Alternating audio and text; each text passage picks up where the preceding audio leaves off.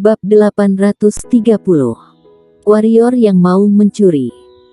Akhirnya warrior yang memeras 2 pedang hitam alam Dao, kemudian memeras 1 lagi kotak pedang alam Dao dari Starling. Tentu saja, kotak pedang itu bisa dibuang, tetapi kotak pedang Starling milik perkumpulan pedang kuno yang setara dengan simbol status murid perkumpulan pedang kuno. Kulit harimau telah ditarik, dan sekarang sudah terlambat untuk berhenti, jadi dia hanya menariknya sampai akhir. Pokoknya, jangan bicarakan itu, jangan bicarakan itu. Kakak seperguruan, masalah sekte pengendali binatang, adik akan menyelesaikannya secara pribadi, selamat tinggal. Dengan itu, Starling takut warrior yang akan berbicara lagi, berbalik dan berubah menjadi cahaya pedang, menghilang ke langit. Apakah aku begitu menakutkan? Melihat Starling yang kabur dengan cepat, warrior yang menggelengkan kepalanya, lalu berbalik dan berjalan di depan Melanie Van, dan mengambil pedang hitam alam Dao kelas menengah, menyerahkannya kepada Melanie Van, sambil berkata, "Untukmu." "Terima kasih." Melanie Van tidak sungkan, mengambil pedang secara langsung, lalu melambaikannya sebentar, wajah kecilnya penuh kegembiraan. Ternyata saudara adalah murid dari perkumpulan pedang kuno, jadi hanya perkumpulan pedang kuno yang bisa mengolah seorang jenius seperti saudara.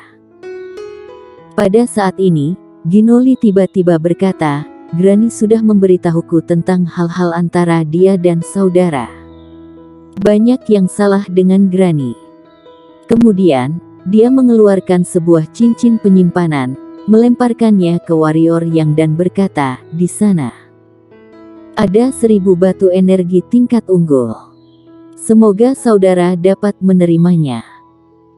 Warrior yang mengambil cincin penyimpanan, lalu melirik ke Granny Lee, menjentikkan jarinya, cincin penyimpanan terbang kembali di depan Ginoli, berkata, "Aku tidak ingin batu energi tingkat unggul ini. Bantulah aku, lalu masalah antara aku dan dia sudah selesai." Ginoli merenung lama, lalu berkata, "Ada apa?" Warrior yang menunjuk ke arah Melanie Van di samping, dan berkata, "Gadis ini memiliki hubungan denganku. Kebetulan keluarganya dalam masalah. Untuk beberapa alasan, itu sulit bagiku untuk maju. Jadi, tolong saudara Lee bisa mengurusnya."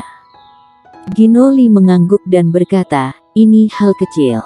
Warrior yang Melanie Van tiba-tiba berkata, apakah kamu akan pergi?"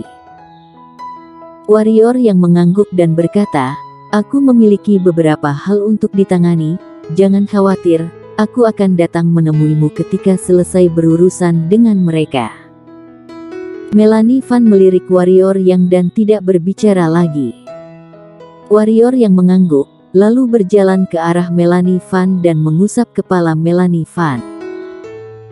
Melihat Melanie Van di depannya, dia semakin merindukan Fanny dan Mimi Lei dan yang lainnya. Selain Mimi Lei dan lainnya, ada Clara Xiao, Irene An dan lain-lain. Dia datang ke dunia spiritual ini, alasannya tidak menggunakan nama samaran, hanya berharap agar Irene An dan yang lainnya tahu bahwa dia telah datang ke dunia spiritual, kemudian datang mencarinya. Tetapi dia tahu bahwa masalah ini sangat berisiko, karena Roman Lu juga berada di dunia spiritual. Jika tahu tentangnya, pihak lain pasti akan datang kepadanya dengan cara apapun.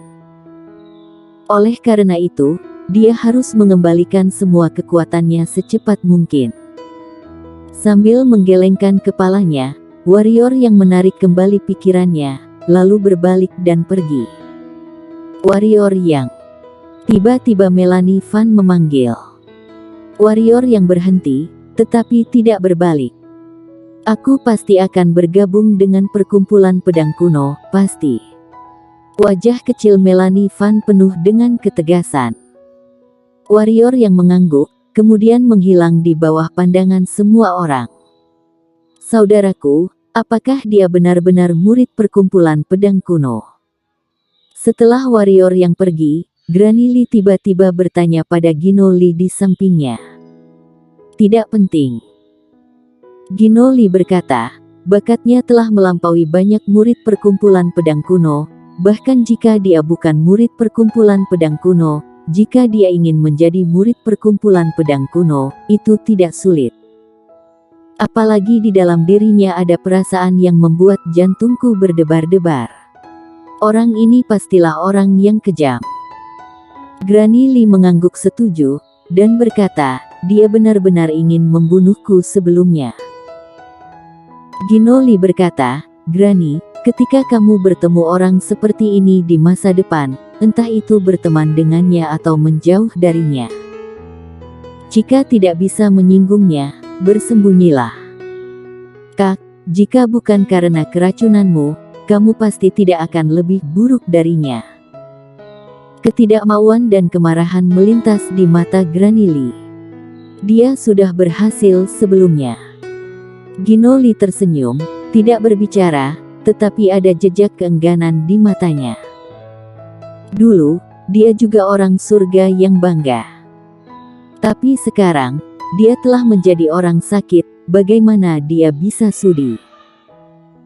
Setelah warrior yang meninggalkan Melanie Fan dan yang lainnya, dia menemukan tempat yang tenang dan duduk bersila.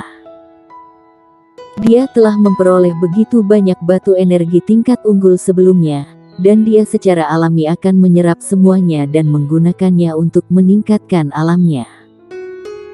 Alasan mengapa dia memilih keluar dari Melanie Fan dan yang lainnya adalah untuk meningkatkan kekuatan. Selain itu, ada alasan lain, yaitu pada akhirnya dia adalah murid palsu perkumpulan pedang kuno. Jika perkumpulan pedang kuno mengetahuinya, Melanie Fan dan yang lainnya akan terlibat olehnya, jadi dia berinisiatif untuk meninggalkan Melanie Fan dan yang lainnya. Potongan batu energi unggul terus-menerus dimakan olehnya, dan semua batu energi tingkat unggul diperolehnya dari Gino Lee dan Starling. Setelah menyerap batu energi, alam warrior yang akhirnya menembus ke ranah alam bangsawan. Alam bangsawan. Setelah naik ke alam bangsawan, dia menyimpan banyak energi hitam di tubuhnya. Dia tidak menyimpan energi hitam, tapi menggunakan energi hitam untuk memperbaiki tubuh. Energi hitam ini tidak dapat menyelesaikan masalah meridian di tubuhnya, tetapi mereka dapat memperbaiki tubuh fisiknya. Dia tidak dapat menggunakan energi hitam saat ini, jadi dia hanya menggunakannya semua untuk memperbaiki tubuh fisik. Lagi pula, selama tubuh kuat, ada cukup kekuatan untuk melindungi diri sendiri. Pada saat ini, setelah naik ke alam bangsawan, dia menemukan betapa parahnya tubuh fisiknya telah terluka di tempat pertama. Setelah memeriksa pikirannya, dia menemukan bahwa jaringan otot tubuh fisiknya telah retak. Apa yang terjadi setelah aku koma? Warrior yang mengerutkan kening. Perlu diketahui, tubuh fisiknya lebih kuat dari siluman monster pada saat itu. Pada level itu, kerusakan umum tidak berguna untuk tubuh fisiknya. Namun, dia berada dunia spiritual. Setelah bangun, dia menemukan bahwa dia lumpuh. Bagaimana aku bisa datang ke dunia spiritual? Serangkaian pertanyaan melintas di benak warrior yang, tetapi pada akhirnya dia tidak mengerti apa-apa. Oleh karena itu, dia berhenti memikirkannya, dan berkonsentrasi menggunakan energi ungu untuk memperbaiki tubuhnya. Setengah jam kemudian, warrior yang berdiri, kemudian meledakkan pukulan ke arah kekosongan di depannya. Kekuatan kuat di atas tinjunya langsung mengguncang ruang di depannya menjadi pusaran pusat energi. Sangat aneh. Melihat pemandangan di depannya, warrior yang tersenyum di sudut mulutnya, kekuatan fisikku sebanding dengan monster siluman tingkat kaisar. Sekarang, bahkan jika aku tidak menggunakan keterampilan pedang, aku juga bisa mengalahkan Raja Kera Suci. Berbicara tentang ini, sebuah pikiran tiba-tiba muncul di benak warrior yang, Arak kera bukanlah makhluk fana. Jika aku memakan arak kera, mungkin bisa mengangkat ke kelas menengah alam bangsawan. Setelah sekarang diangkat menjadi alam bangsawan, dia menemukan masalah, yaitu jika ia ingin meningkatkan tingkat kekuatan, dia membutuhkan setidaknya puluhan ribu batu energi. Ya, batu energi tingkat unggul jauh lebih banyak dari sebelumnya. Sebelum menyelesaikan soal meridian, jika ingin berlatih, jalan satu-satunya adalah makan batu energi tingkat unggul, atau harta karun lain yang mengandung energi murni. Dan arak kera itu tidak diragukan lagi adalah harta yang sangat bagus. Lakukan saja ketika dia memikirkannya, warrior yang bergerak menuju Gunung Siluman Kera. Segera, warrior yang datang ke Gunung Siluman Kera. Tentu saja dia tidak akan sebodoh itu sehingga dia langsung bertarung seperti ini.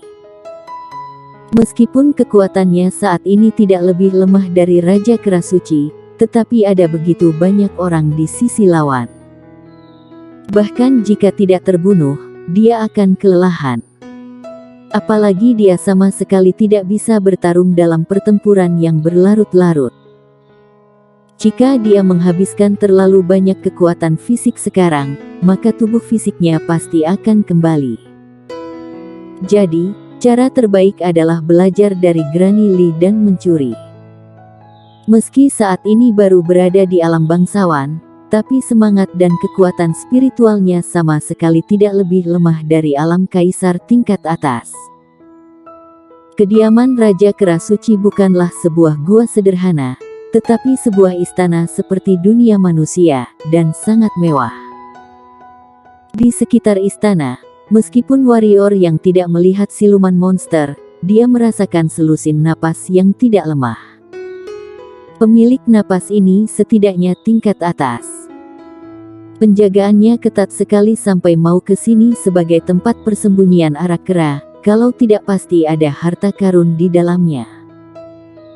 Warrior yang berpikir diam-diam di dalam hatinya, dan pada saat yang sama terus melihat sekeliling untuk melihat bagaimana dia bisa memasuki istana. Gerbang istana tertutup rapat, dan jelas tidak mungkin untuk mendobraknya dengan paksa. Setelah beberapa lama, warrior yang memikirkan cara. Cara ini akan membuatnya sedikit sakit, yaitu harus menggunakan energi hitam.